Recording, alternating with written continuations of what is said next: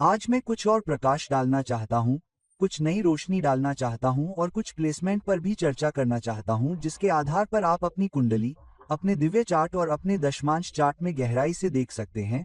और अगर आप पहले से ही काम कर रहे हैं, तो शायद ये जान सकते हैं कि क्या कोई मौका है, क्या कोई संभावना है, क्या राशि चक्र से कोई उपहार है कि आप अपने लिए खुद काम कर सकते हैं, शायद व्यापार कर सकते हैं, शायद कोई स्व उद्यम कर सकते हैं, शायद एक प्रभावशाली व्यक्ति बन सकते हैं, या आपको किसी के अधीन काम करना जारी रखना होगा।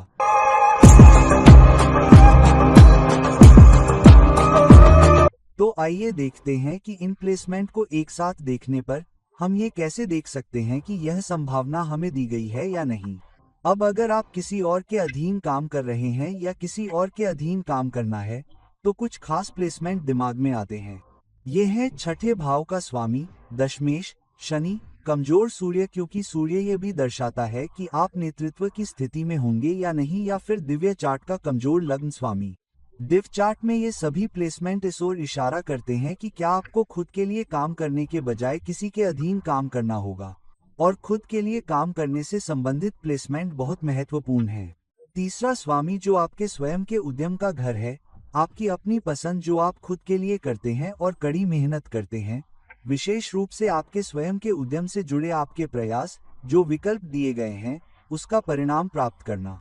इसलिए तीसरा स्वामी इच्छाओं और सामूहिक सफलता का 11वां स्वामी दूसरों पर अपना प्रभाव छोड़ने में सक्षम होना महत्वपूर्ण है। फिर पांचवा घर, तो पांचवा घर कुछ ऐसा करने का है जो आपको पसंद है, जो आप खुद करना चाहते हैं। कुछ ऐसी चीजें भी हो सकती हैं जो आपके शौक से शुरू हो रही हैं और फिर बाद में इसे व्यवसाय में बदल रही हैं।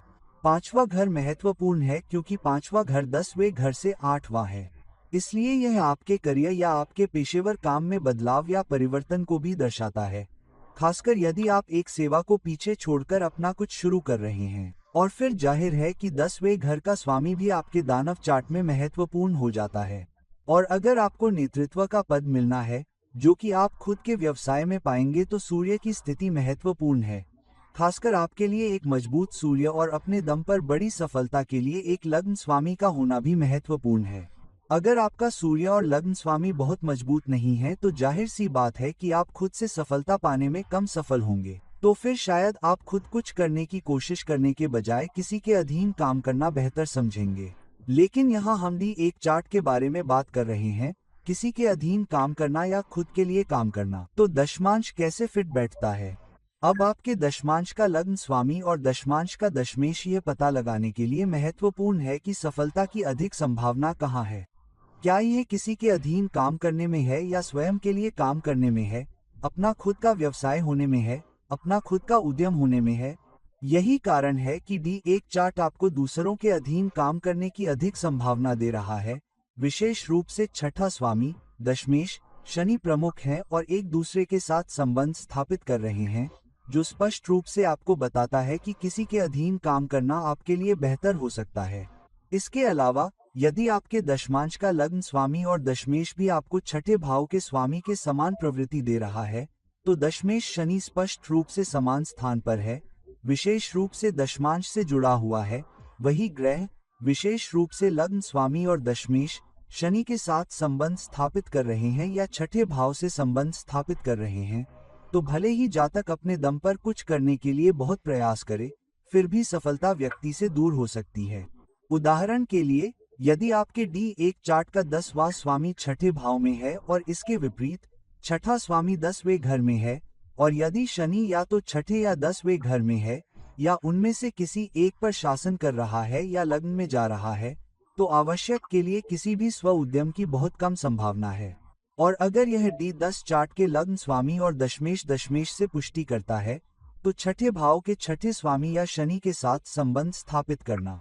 उदाहरण के लिए मान लीजिए दशमेश शनि के साथ युति कर रहा है या षष्ठेश शनि के साथ युति कर रहा है, तो जातकों को व्यापार संबंधी सफलता या स्व उद्यम में सफलता बहुत कम मिलती है।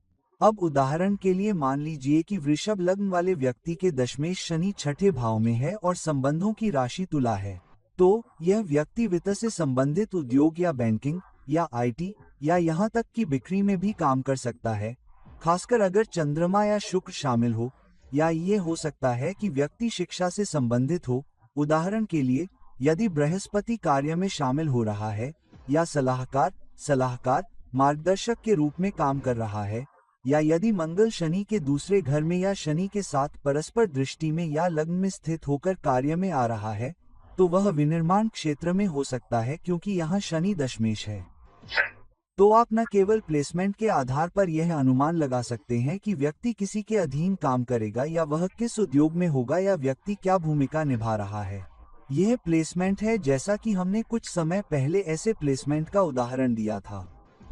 इसके अलावा अगर दशमांश लग्न स्वामी या दशमेश भी इस विशेष वृषभ लग्न वाले जातक के लिए डीव चार्ट में शनि के साथ संबंध बनाता है, यदि दशमांश लग्न स्वामी या दशमेश भी शनि के साथ संबंध बनाता है, जो कि D1 चार्ट में दशमेश है, दशमांश में D10 में, तो इस बात की अधिक संभावना है कि व्यक्ति किसी के अधीन काम कर सकता है, खासकर अगर छठा घर शामिल हो रहा है, या अगर केतु भी शामिल हो रहा है, जहां केतु स्वयं की सफलता से इतना संबंधित नहीं है, बल्कि किसी के लिए काम करना है, यहां तक कि किसी की सेवा करना है, तो तब भी स्थिति दृढ़ता से मान्य हो रही है, और इस बात की बहुत कम संभावना है कि आप किसी के अधीन काम करने के बजाय खुद के लिए काम कर रहे हों।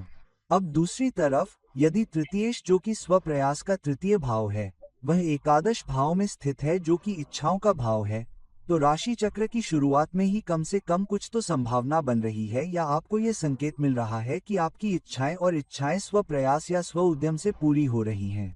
अब यदि दशमेश तीसरे भाव में स्थित हो या इसके विपरीत, और यदि सूर्य लग्न में या पंचम भाव में हो, जो आपकी पसंद, आपकी इच्छा का भाव है, तो भी व्यवसाय से संबंधित सफलता या स्व उद्यम के माध्यम से या अपना कुछ करने की प्रबल संभावना है। ऐसा जातक कला या संचार या सोशल मीडिया या लेखन या प्रकाशन में बहुत अच्छा कर सकता है। अब यदि बृहस्पति सक्रिय हो जाता है, तो व्यक्ति सोशल मीडिया पर मार्गदर्शक, सलाह देने, परामर्श देने, पढ़ाने की भूमिका निभा सकता है, जैसा कि कुछ प्रभावशाली लोग कर रहे हैं, उदाहरण के लिए कोई मेरे जैसा। यदि चंद्रमा सक्रिय हो जाता है, तो व्यक्ति का घर का कार्यालय भी हो सकता है। उदाहरण के लिए मेरा लग्न स्वामी चंद्रमा है और चंद्रमा केतु द्वारा शासित नक्षत्र पर भी स्थित है, इसलिए ज्योतिष की तस्वीर सामने आती है। तो ऐसे व्यक्ति विशेष रूप से चंद्रमा सक्रिय हो जाता है, तो व्यक्ति के पास एक घर का कार्यालय हो सकता है जहां व्यक्ति अपनी सामग्री को सोशल मीडिया पर शिक्षण, मार्गदर्शक सामग्री आदि से प्रकाशित कर सकता है। यदि शुक्र सक्रिय हो जाता है या लग्न या 10वें घर में होता है, तो ऐसे व्यक्ति को किसी विशेषज्ञ या गुरु द्वारा निर्देशित किया जा सकता है, या अच्छे ऑनलाइन कंटेंट आधारित सफलता के लिए ऐसे व्यक्ति के साथ मिलकर काम किया जा सकता है। अब यदि D10 चार्ट का लग्न स्वामी, दशमांश चार्ट, या D10 या दशमांश चार्ट का 10वां स्वामी भी चौथे घर में स्थित है, भले ही वह आपके स्वयं के कुछ करने के 5वें घर में हो, तो स्वप्रयास आधारित सफलता की प्रबल संभावना है, क्योंकि D1 चार्ट के साथ साथ D10 चार्ट दोनों स्व आधारित सफलता, स्व उद्यम आधारित सफलता के परिणाम की पुष्टि कर रहे हैं। अब अगर 8वां घर भी सक्रिय हो जाता है या वृश्चिक राशि सक्रिय हो जाती है, तो व्यवसाय या स्वयं का प्रयास समस्या स्थितियों में दूसरों की मदद करने, सलाह देने, ऑडिट में, कराधान में, धन प्रबंधन में, या यहाँ तक कि मनोगत क्षेत्र में भी हो सकता है। यदि बृहस्पति लग्न या 10वें घर या चौथे घर में जाता है और स्थित होता है, या यदि वह 10वें घर या चौथे घर या लग्न पर शासन करता है और फिर 5वें घर या 9वें घर में स्थित होता है, तो व्यक्ति घर के कार्यालय से भी दूसरों को परामर्श, मार्गदर्शन, सलाह दे सकता है, भले ही वह दशमांश चार्ट में विस्तार चार्ट में हो। अब मैं किसी ऐसे व्यक्ति को जानता हूं जिसके स्व उद्यम के तीसरे घर में शनि था।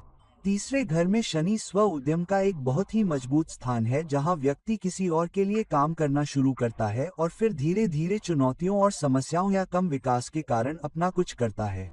कई बार तीसरे घर में शनि होने से संभावना बढ़ जाती है। ऐसे में व्यक्ति को अपने बॉस और वरिष्ठों से परेशानी होगी और फिर वह खुद का काम करना चाहेगा। मेरे साथ भी कई उदाहरण हुए हैं। मैं आपको एक ऐसे व्यक्ति का उदाहरण देता हूं जिसके तीसरे घर में शनि था और वह एक किसान कंपनी में काम कर रहा था। उसे अपने बॉस से कई तरह की परेशानियां और चुनौतियां थीं।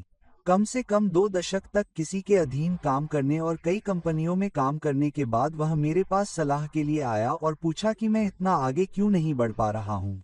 मैंने उसे सलाह दी कि जब तुम 36 साल के हो जाओगे तो तुम खुद कुछ करना शुरू कर दो। उसने कहा कि मैं सोच रहा था कि क्या यह वाकई सफल होगा, क्योंकि मुझे पैनिक हीलिंग करना पसंद है।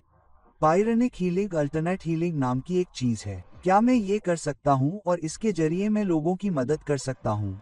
मैंने कहा कि हाँ, तुम अपने 36वें साल से ये कर सकते हो। उस समय दशा में बदलाव और कुछ महत्वपूर्ण गोचर भी थे, इसलिए उसने पैनिक हीलिंग सीखना शुरू कर दिया। वह पहले से ही थोड़ा बहुत जानता था, लेकिन उसने और अधिक सीखना शुरू किया, प्रमाणित होना शुरू किया और अधिक अभ्यास किया, कई कार्यशालाओं में भाग लिया, और जब वह 37 वर्ष का हुआ तो उसने अपने आप ही प्राणिक हीलिंग का अभ्यास करना शुरू कर दिया, और 2 साल के भीतर उसने अपनी नौकरी छोड़ दी, और फिर 2 साल बाद वह प्राणिक हीलिंग, वैकल्पिक हीलिंग पूर्णकालिक कर रहा था। अब तीसरे घर में शनि की यह स्थिति 8वें घर में एक बहुत मजबूत बृहस्पति और उसके दशमांश चार्ट में D10 चार्ट में लग्न में बृहस्पति और चौथे घर में शुक्र के साथ भी पुष्टि कर रही थी। इसलिए उसके पास एक घर का कार्यालय था जहां से वह काम करता था। वह एक छोटे से अपार्टमेंट में रहता था और फिर एक दोस्त के विला के एक हिस्से में चला गया और एक कमरे को अपने कार्यालय में बदल दिया। और चौथे घर में शुक्र के इतना मजबूत होने के कारण उसके पास पुरुष ग्राहकों की तुलना में महिला ग्राहक अधिक थे, और उनमें से अधिकांश भी अच्छे घर से थीं और अच्छे परिवारों से भी थीं। अब अगर बृहस्पति मजबूत है, खासकर महिलाओं के लिए, और शुक्र या चंद्रमा उनके नक्षत्र स्वामी हैं, तो महिलाओं से परामर्श करने की प्रबल संभावना बनती है, और अगर उनका सप्तमेश मजबूत है, तो उन्हें अपने जीवनसाथी को भी अपने व्यवसाय में मदद करने के लिए शामिल करने की सहायता मिल सकती है। अब मैं एक ऐसे जोड़े के बारे में जानता हूं जहां पति तंत्र मंत्र से जुड़ा था और उसकी पत्नी की कुंडली में तीसरे घर में मजबूत शनि था। महिला की कुंडली में दशमांश कुंडली में बृहस्पति चौथे घर में था, और उसने पहले अपने पति की मदद करके शुरुआत की और जल्द ही वह उससे बेहतर करने लगी, और बहुत से ग्राहक सलाह के लिए उसके पास जाना पसंद करते थे।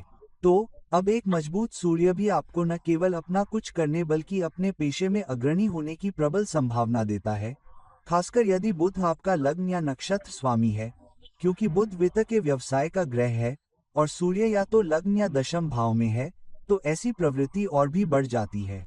इसके अलावा अगर दशमांश में भी सूर्य आपके प्रोफेशन से संबंधित भाव में हो तो और भी बेहतर है। उदाहरण के लिए, मेरा एक क्लाइंट है और उसकी कुंडली में लग्न में सूर्य है और दशमांश में दशम भाव पर शासन कर रहा है और दशमांश में अष्टम भाव पर है, और आप जानते हैं कि उसके पास क्या है? उसके पास एक जासूसी एजेंसी है। इसलिए यदि आपके पास तीसरे, 11वें, 7वें भाव का स्वामी मजबूत है और चंद्रमा, शुक्र या बुध शामिल हैं, सूर्य मजबूत है और D10 चार्ट में प्लेसमेंट द्वारा पुष्टि की जाती है, तो व्यक्ति को निश्चित रूप से खुद का कुछ करने के विकल्पों पर विचार करना चाहिए, या कम से कम अपने दम पर कुछ करना चाहिए। इसलिए आप कभी नहीं जानते कि क्या हो सकता है, और आपको बॉस को निकालने का मौका मिल सकता है ताकि आप खुद के लिए काम कर सकें। मैं लगभग 35 वर्षों से चुपचाप ज्योतिषीय परामर्श कर रहा था, जबकि लगभग 28 वर्षों से अपने कॉर्पोरेट काम को अपना मुख्य काम बना रहा था। फिर एक दिन मुझे एहसास हुआ कि मैं अब 2 नावों में नहीं चल सकता, और मैं खुद को जला रहा था।